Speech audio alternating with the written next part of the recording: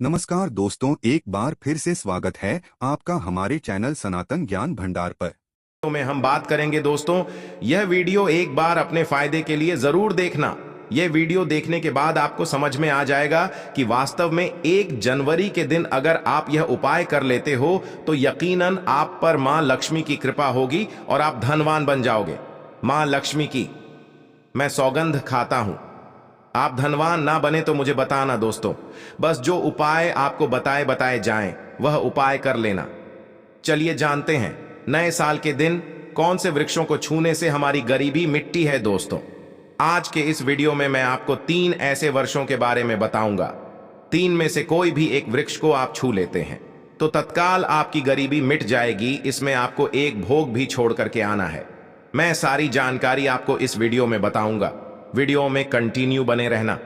देखिए, हमारे हिंदू धर्म में पेड़ पौधों को देवी देवता मान करके, पेड़ पौधों को देव स्वरूप मानकर करके हम इनकी पूजा करते हैं। पर साइंस भी कहते हैं कि पेड़ पौधे मनुष्य को फ्री में प्राण वायु प्रदान करते हैं। बिल्कुल ही पेड़ पौधे हमें फ्री में प्राण वायु प्रदान करते हैं। पेड़ पौधे हमें ऑक्सीजन देते हैं।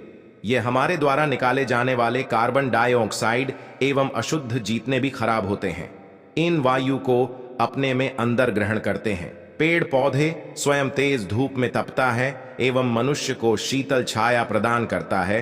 पेड़ पौधे हमें कई प्रकार के फल फूल एवं जलाने के लिए लकड़ी भी प्रदान करते हैं। तो हमारे शास्त्रों में पेड़ पौधों को बहुत गुणकारी कह गए हैं। अनेक बीमारी का फ्री में उपचार पेड़ पौधों के माध्यम से, जड़ी बूटी के माध्यम से कर सकते हैं दोस्तों। भगवान श्री कृष्ण अभी पेड़ पौधों को बहुत ही महत्व दिए हैं। वृक्ष में जो पीपल के वृक्ष है, इसे वर्षों का राजा कहा जाता है, क्योंकि पीपल वृक्ष की आयु अन्य वृक्षों की तुलना में बहुत अत्यधिक होती है। भगवान श्री कृष्ण अभी स्वयं गीता में कही है, मैं वर्षों में पीपल का वृक्ष हूं, क्योंकि स्वयं पीपल के वृक्ष में भगवान विष्णु एवं माता लक्ष्मी जी निवास करती हैं। तो आपको नए साल के दिन इस वृक्ष को छू करके आ जाना है। आपके गरीबी रोग दोष एवं समस्त अधिकार समाप्त हो जाएंगे। दोस्तों, हमारे धर्म में ऐसे अनेक वृक्ष हैं जो कल्याणकारी एवं मंगलकारी कह गए हैं। यह वृक्ष मनुष्य के सभी प्रकार के कष्टों को दूर करते हैं, परेशानी को दूर करते हैं और दूर करने में समर्थ बांध भी है।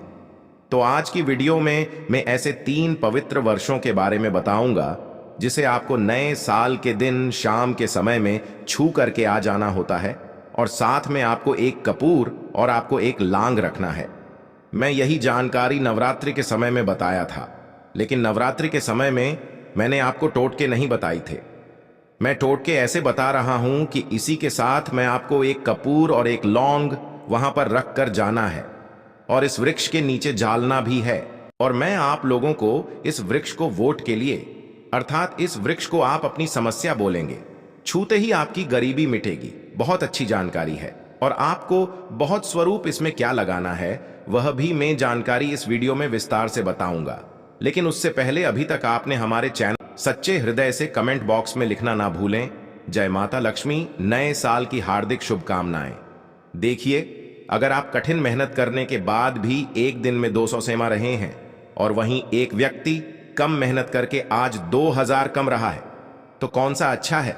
2000 कमाने वाला, 5000 कमाने वाला, 2000 कमाने वाला व्यक्ति कई प्रकार के उपाय करके सारी चीजों को, पैसों को तेजी से खींचने का काम करता है दोस्तों। कई लोग हमें कमेंट करके पूछते हैं, जी हमें एक वक्त की सही तरीके से रोजी रोटी नसीब नहीं हो पाती। हमारे पड़ोसी जो लाखों रुपए कमा रहे हैं, तो क्या इसमें हमारे भाग्य की गलती है? देखिए, भाग्य को आप महंत के द्वारा दूर कर सकते, लेकिन पूर्व के समय में हमारे द्वारा किसी भी प्रकार की अनहोनी हो गई होती है या किसी भी प्रकार की हमारी कुंडली में दोष लग गया हो, तो उसे दूर करने का काम करते हैं यह पेड़ पौधे दोस्तों। यह पेड़ पौधे जितनी भी होते हैं, यह अगर आप नए साल के दिन इन 3 वर्षों में से अगर आप इसे जाकर के छू लेते हैं, तो आपके जीवन में जो दोष लगे हैं, आपके जीवन में किसी भी प्रकार का आपको शराब लगा है, बद्दुआ लगा है, तो उसे यह पेड़ पौधे अपने अंदर में खींच लेते हैं। यह अपने अंदर खींच करके अपनी डाली को आपकी बद्दुआ के कारण अपनी छोटी सी डाली को तोड़ देते हैं, यानी कि छोटी सी डाली सूख जाती है और आपकी बद्दुआ के कारण, जो सामने वाले ने आपको बद्दुआ दी थी और आप इसे छू करके आते हैं इन वृक्षों को, तो आपकी बद्दुआ इन वर्षों में चली जाती दी है। इनकी एक डाली सूख जाती है। आप देख लेना और आप खुद देखना, इस वृक्ष को छोटे ही बिल्कुल ही किसी शुभ अवसर पर या फिर नए साल पर आपके जीवन में ऐसा परिवर्तन आएगा कि इस टाइम से आपके काम बनना शुरू हो जाएंगे। तो चलिए मैं आप लोगों को वर्षों के बारे में बता दूं। मैं पहले वाले वीडियो में भी बता चुका हूं कि नवरात्रि के समय में बहुत ही उत्तम वृक्ष माना जाता है। पारिजात का वृक्ष समुद्र मंथन से उत्पन्न हुआ था। आप सभी दर्शकों को यह जरूर पता होगा, और यह देवराज इंद्र के स्वर्ग में स्थापित किया गया था, बिल्कुल ही जो नंदन बंद है माना जाता है। स्वर्ग में वहां पर स्थापित करके रखे गए थे। पारिजात वृक्ष भगवान श्री कृष्ण ने मानव जाति के जन कल्याण के लिए धरती लोक पर लाए थे। अगर किसी को हिंदू भाइयों को उनके बारे में जरूर पता होगा, सत्यभामा की कथा पढ़े हैं तो जानकारी मिल सकती है। आप सर्च करके गूगल में भी देख सकते हैं। ऐसा माना जाता है कि मनुष्य के शरीर में कितनी भी ज्यादा थकान हो, बिल्कुल इस वृक्षों को छूते ही तत्काल समाप्त हो जाती है। बहुत से लोग इस वृक्ष को थकान होने को, बिल्कुल इस वृक्ष को छोटे हैं, बड़े बड़े राजनीतिक से जुड़े हुए लोग हैं। हमारे चैनल में बहुत से लोग राजनीतिक, क्योंकि हिंदू धर्म को मैं एक ऐसा प्रचारक बनाना चाहता हूं और इससे जुड़ी समझ जानकारी इस पर देना चाहता हूं, तो इसीलिए इस चैनल को मिस मत करिए, जरूर सब्सक्राइब कीजिए। धर्म क्षेत्र से जुड़े हुए हैं सारे लोग, हमें जानकारी सजा भी करते हैं। दोस्तों, इस वृक्ष के नीचे ध्यान से सुना, इस वृक्ष के नीचे आपको नए साल के दिन जाना है और आपको घी का यहां पर दीपक जलाना है। अगर आप घी का दीपक जलाने में समर्थ नहीं है तो कोई बात नहीं, आप कोई भी तेल का दीपक जला सकते हैं, सरसों के तेल का दीपक जला सकते हैं। आपको करना क्या है, एक लोग रखना है और एक कपूर रखना है, और आपको मनोकामना बोलना है कि हैं वृक्षराज, आप हमारी मनोकामना करें। आप मनोकामना वहां पर बोल देना, मैं यहां पर आपको नहीं कहूंगा, और इस वृक्ष को आपको छूना है। और छूने के बाद इस वृक्ष को, पारिजात के वृक्ष को मक्खन का भोग लगाना है। पारिजात के वृक्ष पर स्वयं भगवान विष्णु जी, माता लक्ष्मी जी निवास करते हैं। शास्त्रों के अनुसार भगवान कृष्ण के या स्वरूप कह गए हैं, क्योंकि भगवान कृष्ण ने मानव जाति के कल्याण के लिए पारिजात के वृक्ष को नंदनवन से आए थे। तो इसे छूते ही अगर आपके जीवन में किसी भी प्रकार की है लगी हो, बद्दुआ लगी हो, किसी की बुरी नजर लगी हो, जिसके कारण आपके बंधे किस्मत के ताले खोल नहीं रहे हैं, और आप चाहते हैं कि आपके बंधे किस्मत के ताले खुल जाए, बद्दुआ कट जाए, शनि दोष लगा हुआ है कट जाए, तो इस वृक्ष हुए और आपको अपनी प्रार्थना बोली है कि हमारी गरीबी को मिटाए। इस प्रकार से छोटे हुए आपको प्रार्थना करना है, और एक लौंग और आपको एक कपूर तू जानना ही है, और उसके ऊपर में एक लाल डाल देना, और आपको मक्खन का भोग इसे लगा देना है। बिल्कुल ही आप उसे देखना, इस टाइम से आपके शरीर हल्का लगना शुरू हो जाएगा और आपकी है बद्दुआ मिट जाएगी।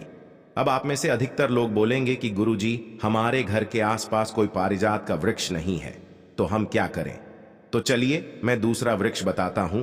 तो दूसरे वृक्ष में है गुर्जर का वृक्ष। गूलर के वृक्ष को यहां पर मैं इतना उत्तम बताता हूं क्योंकि गूलर के वृक्ष को स्वयं भगवान नरसिंह देव का वरदान प्राप्त है, क्योंकि गूलर के वृक्ष को नरसिंह देव ने स्वयं वरदान दिया है कि आपका वृक्ष पर एवं आपकी जो माता लक्ष्मी है, हम आपके वृक्ष पर निवास करेंगे। और ऐसा भी कहा जाता है कि गूलर के वृक्ष के पास से अगर मुद्दे को ले जाया जाए तो उसके सारे पुण्य को यह वृक्ष खींच लेता है। आप में से बहुत सारे लोगों को लोक कथा जरूर पता होगा। तो गूलर के वृक्ष को भगवान नरसिंह देव ने बहुत सारा वरदान दिया है कि आप लोगों के कष्ट भी हारेंगे। तो आपको करना क्या है, नए साल 1 जनवरी के दिन साइकिल के समय गूलर के वृक्ष के पास में जाना है।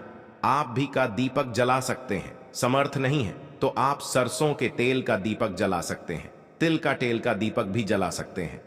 तो इसे बहुत ही शुभ माना जाता है। आपको जलाना है, और आपको एक कपूर और एक आपको जैसे रखे लोन को जलाना है, जैसे अभी मैंने पहले भी पाया है उसी प्रकार से जलाना है, और इसे छू करके प्रार्थना करना है।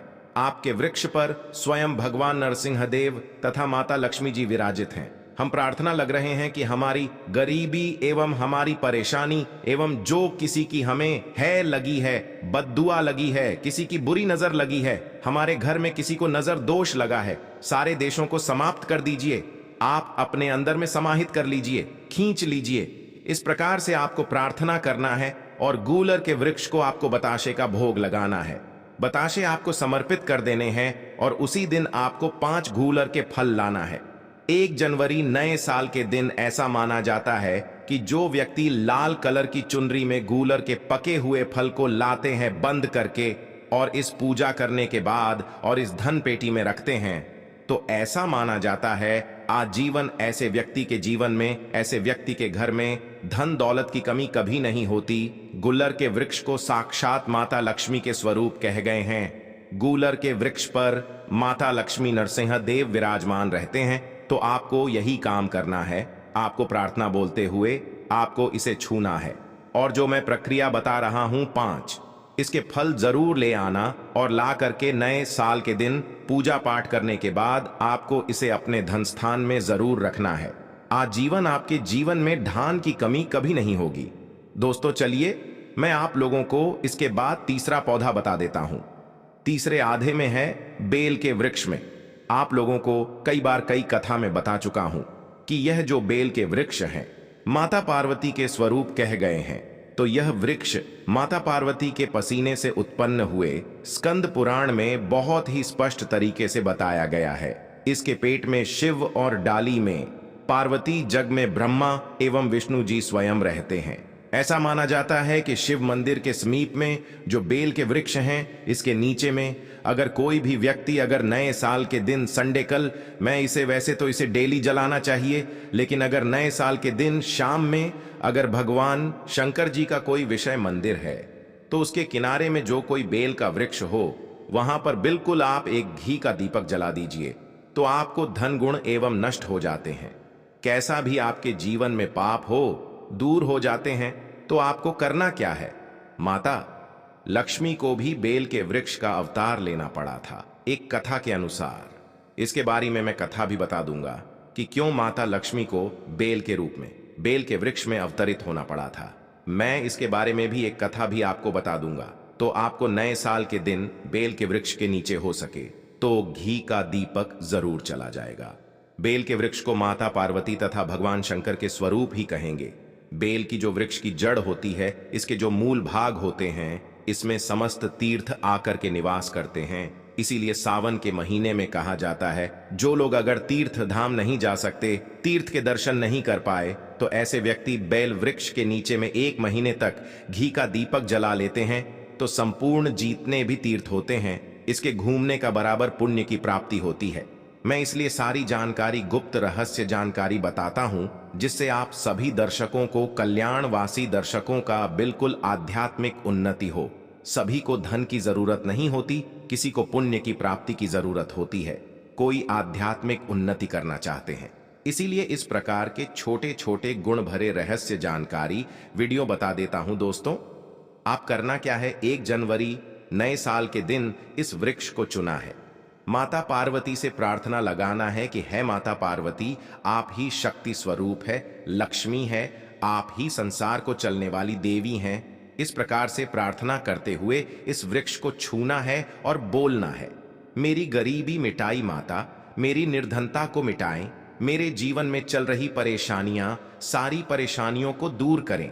इस प्रकार प्रार्थना करते हुए आपको एक कपूर और एक लौंग को भी जला देना है और एक काम जरूर करना है।